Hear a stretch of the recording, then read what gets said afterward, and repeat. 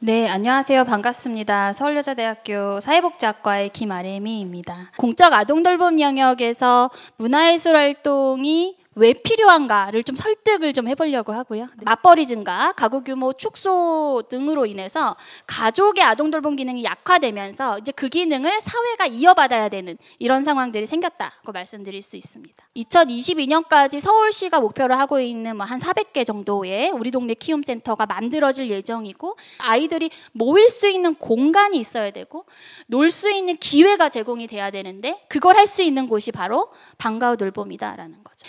공적 아동돌봄 시설은 다함께 돌봄센터, 그 다음에 지역 아동센터, 청소년 방과후 아카데미, 초등돌봄교실, 이렇게 대표적인 4개 기관이 있고요. 이 모든 시설에서 다 문화예술 활동이 이루어지고 있습니다.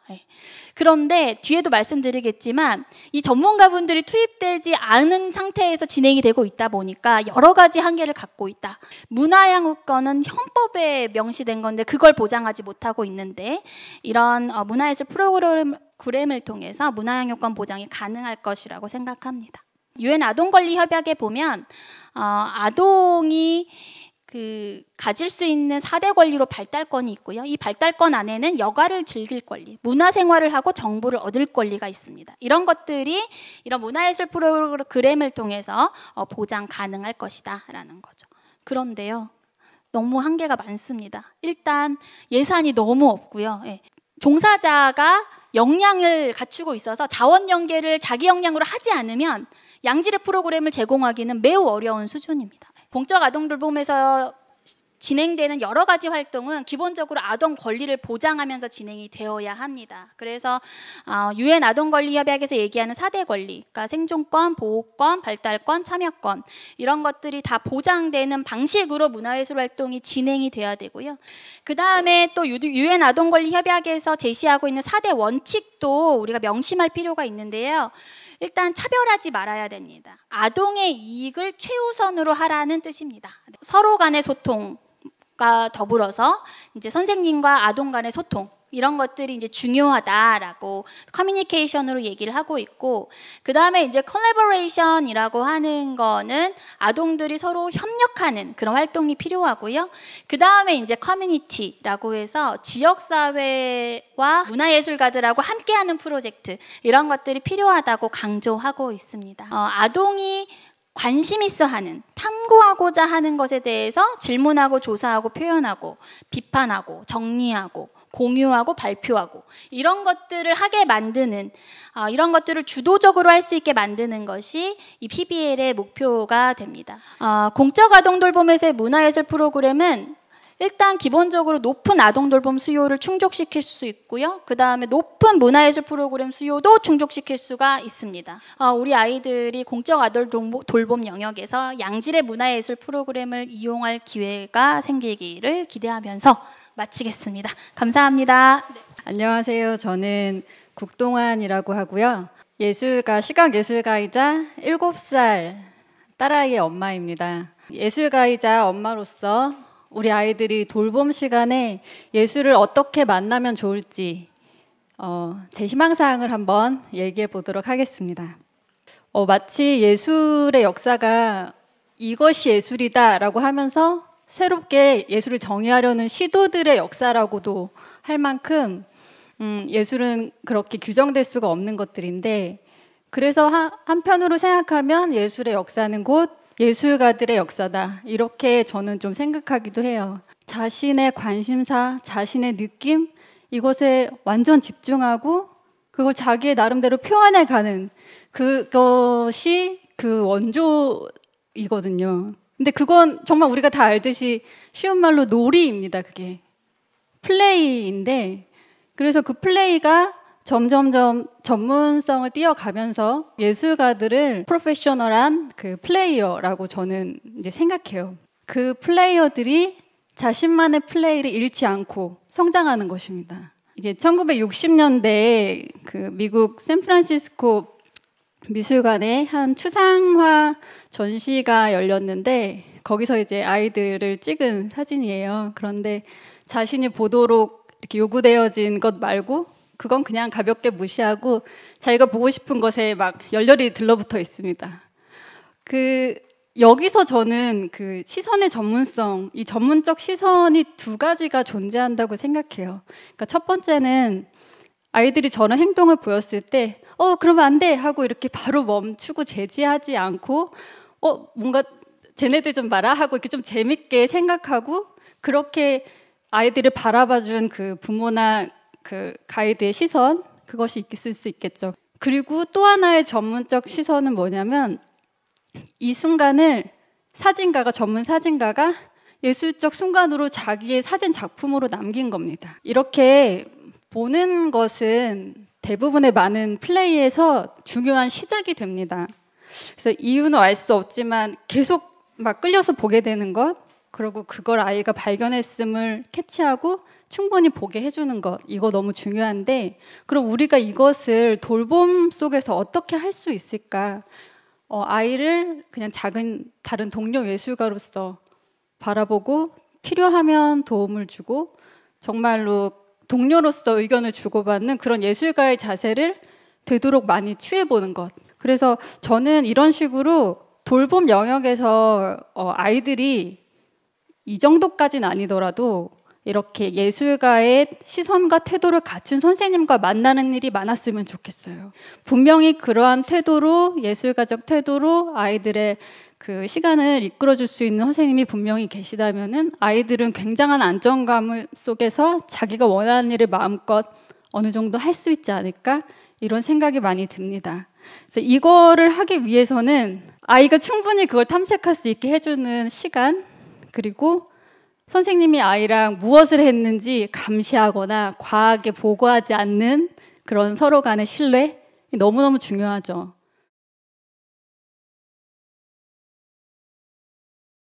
먼저 우리 두 분께서 앞에서 사회적인 의미 속에서 공적 아동 돌봄의 어떤 필요성, 그리고 그런 제도적인 변화들에 대한 이야기들 우리가 들었었고, 예술가와 어린이의 시선의 전문성을 통해서 어떻게 만나질 수 있을까에 대한 이야기들을 한번 들었어요. 그 이미 지금 돌봄 현장에서 그 예술 교육이라고 우리가 특별히 지목하지 않더라도 많은 예술적인 만남들이 일어나고 있다고 말씀을 하셨는데, 그럼에도 불구하고 또 선생님께서는 전문가의 어떤 콜라보가 필요하다 이런 말씀을 주셨어요. 거기에 대한 얘기를 조금 더 들어볼 수 있을까요? 훈련된 바가 좀 다른 것 같아요. 예술가와 아동돌봄 종사자가 훈련받은 방식과 사고하는 방식과 이런 것들이 좀 달라서 국동환 선생님 발제를 들으니까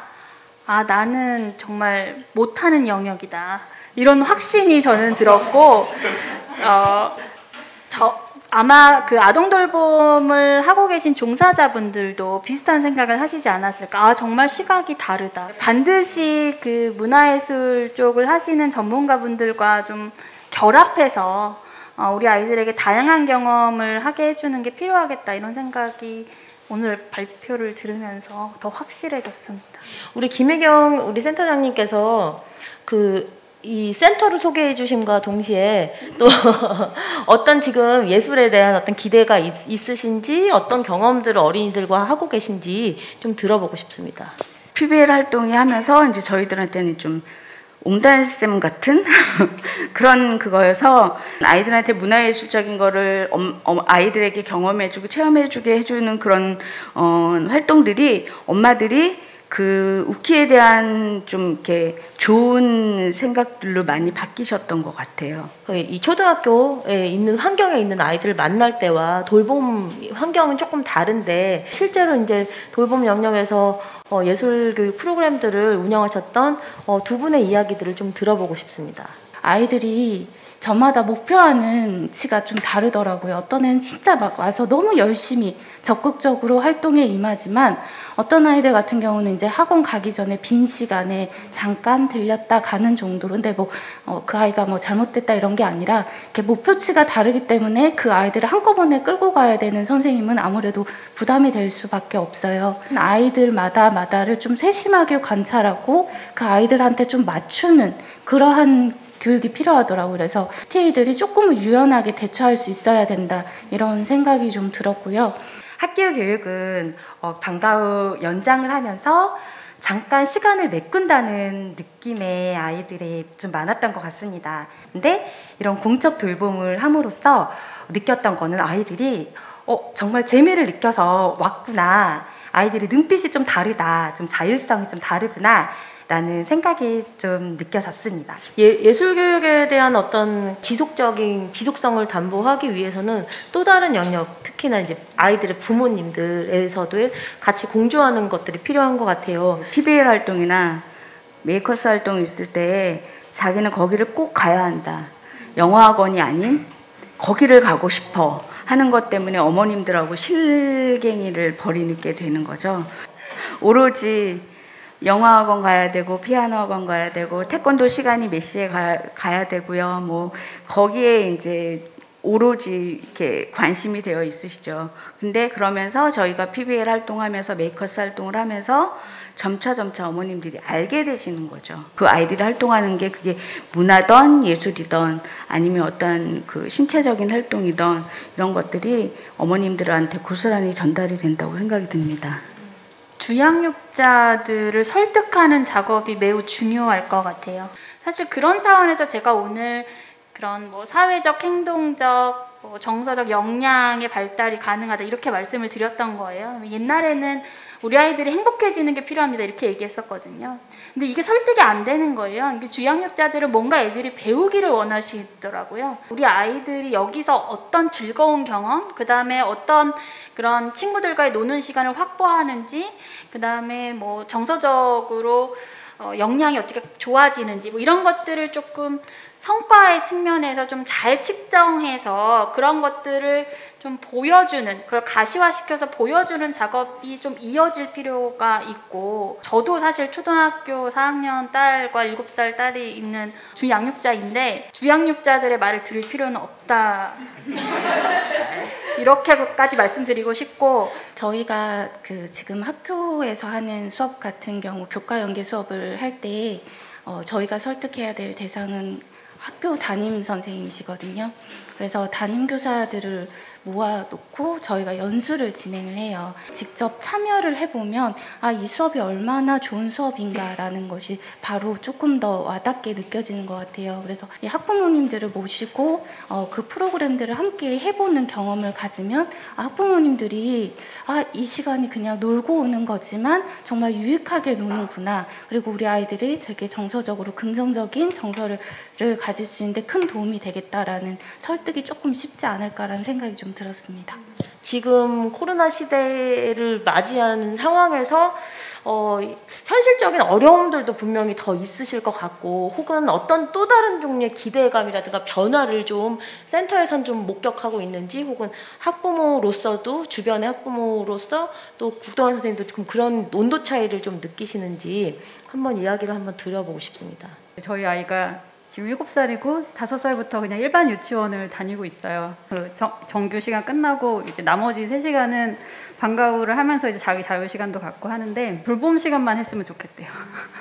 정규 시간이 굉장히 선생님들이 잘 짜서 이것저것 많이 교육시켜 주시고 하지만 너무 힘든 거예요. 아이들이 뭐 PBL이나 어떠한 활동을 통해서 만들어진 결과물보다는 그냥 이런 이면지에다가 본인들이 마음대로 막 그려서 꾸며서 색칠해서 했던 것들을 가장 소중하게 여긴 것 같아요. 예술에 있어서 개별성들, 그래서 그런 어떤 그 현장의 중요성, 이런 부분들을 또 우리 국동환 선생님께서 더 말씀해 주실 수 있을 것 같아요.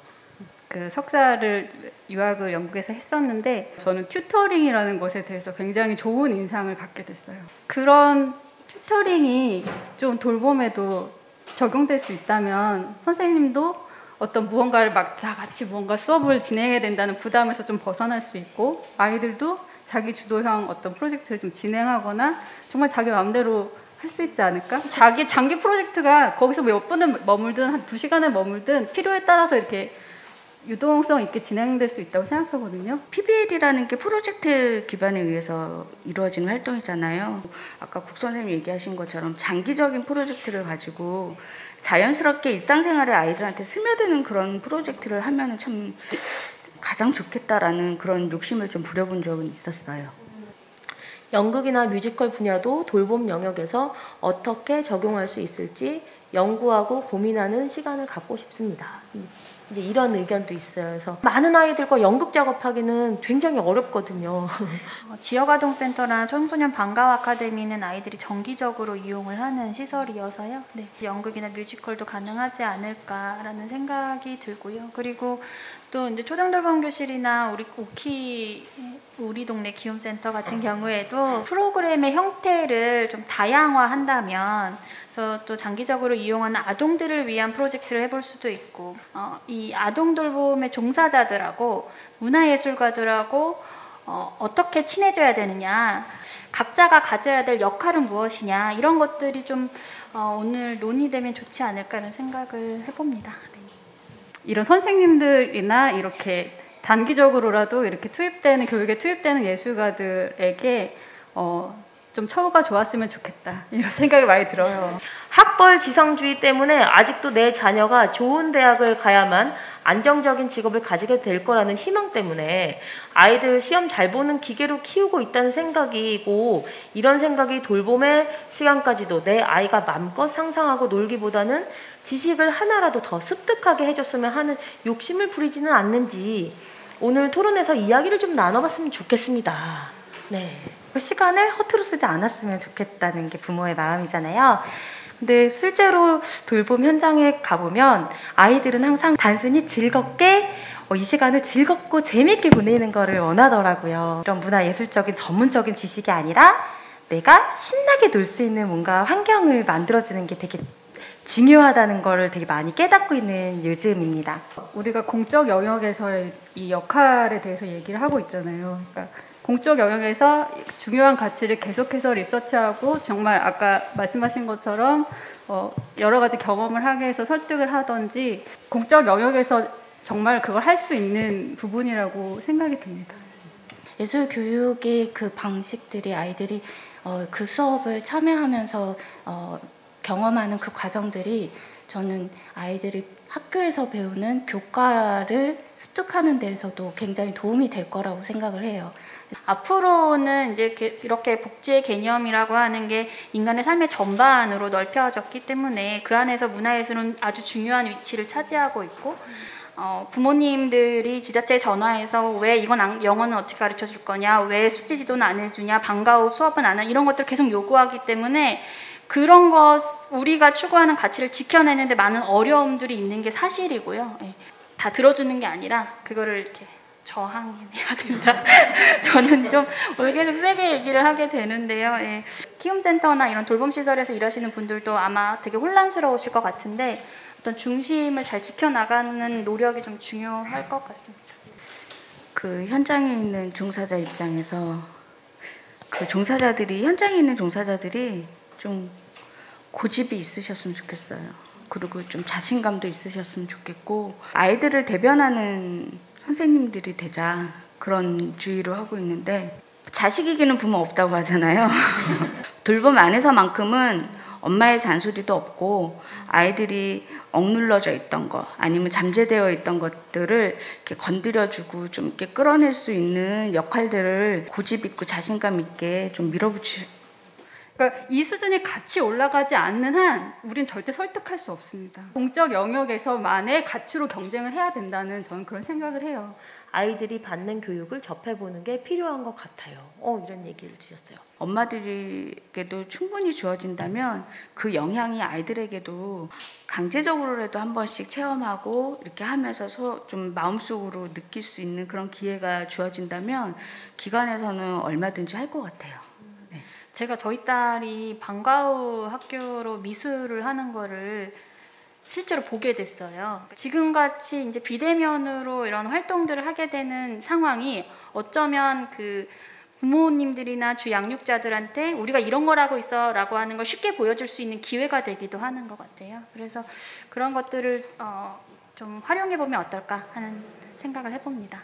예술인 강사들 혹은 뭐 학부모님들 혹은 나 자신 뭐 이렇게 던져보고 싶은 어떤 제언들이 있으시다면 그리고 진짜 코로나로 인해서 이 비대면 상황 속에서 항상 무언가를 진행해야 되는 정말 어려운 선생님들의 고충과 아이들의 힘든 상황, 그리고 그 아이들 옆에서 다 일일이 케어해줘야 하는 집안에서의 이제 양육자들의 상황도 너무 100분 공감을 하는데, 집안에서 아이들과 함께 이 돌봄과 교육을 동시에 같이 해야 하는 이제 집안에서 이제 아이들과 가족이 고립되는 이런 상황이 많이 생기는 것에 대해서 부정적으로만 계속 받아들일 수는 없다고 생각해요. 다 같이 하는 경험, 서로 경험하는 걸 봐주는 그 시선들이 왔다 갔다 하고 이렇게 하는 것들, 가족 안에서의 유대감과 이런 거를 오히려 더 끌어올릴 수 있는 차원으로 너무 힘들지 않게 그렇게 할 수 있는 방향으로 가는 것도 저는 굉장히 많이 논의되어야 된다고 생각하고, 네. 모든 센터의 아이들이 다 이렇게 형평성 있게 아이들이 그 교육을 나눌 수 있는 그런 부분도 좀 구체적으로 이렇게 좀 논의가 됐으면 좋겠고, 여건상 못 알아가는 아이들도 있고 참여를 못하는 아이들도 있잖아요. 그래서 그런 장기적으로 이 아이들을 이렇게 지속적으로 이렇게 할 수 있는 프로젝트도 좀 많이 논의를 해주시면. 오늘 이렇게 자리를 통해서 예술가분들하고 소통할 수 있어서 너무 즐겁고 기뻤고요. 그 아동돌봄 종사자와 문화예술가가 이렇게 같은 곳을 바라보면서 같이 이렇게 연대하고 같이 활동할 수 있는 그런 공적 아동돌봄이 되었으면 하는 바람이고요. 네. TA들이 이제 키움센터라는 새로운 공간에서 뭔가 새롭게 도전할 거리가 좀 생긴 것 같아서 굉장히 좀 기쁜 것 같고요. 다만 이러한 그 수업할 수 있는 공간들이 더 많아지면 좋겠다. 이 공간에서 아이들 만나면 너무 좋겠다라는 생각이 들었는데, 그러한 기회를 계속해서 만들어 주셨으면 좋겠습니다. 저도 교육 강사로서 프로그램들이 좀 더 다양해지고 아이들이 많은 문화예술 활동을 했으면 좋겠어요. 가족 단위 프로그램들도 충분히 비대면으로 대면으로 이루어질 수 있는 상황들이 있잖아요. 또 많은 가족분들이 다 같이 참여하셔서 우리 아이들과 진짜 예술이 그냥 재미있고 힐링이 된다, 이렇게 많이 느껴주셨으면 좋겠습니다. 오늘 논의를 통해서 우리 공적 영역에서 이제 예술과의 만남이 조금 더 의미 있게 다양한 논의로 이렇게 저력 있게 지속성 있게 나아갈 수 있는 하나의 출발 지점이 되기를 바랍니다.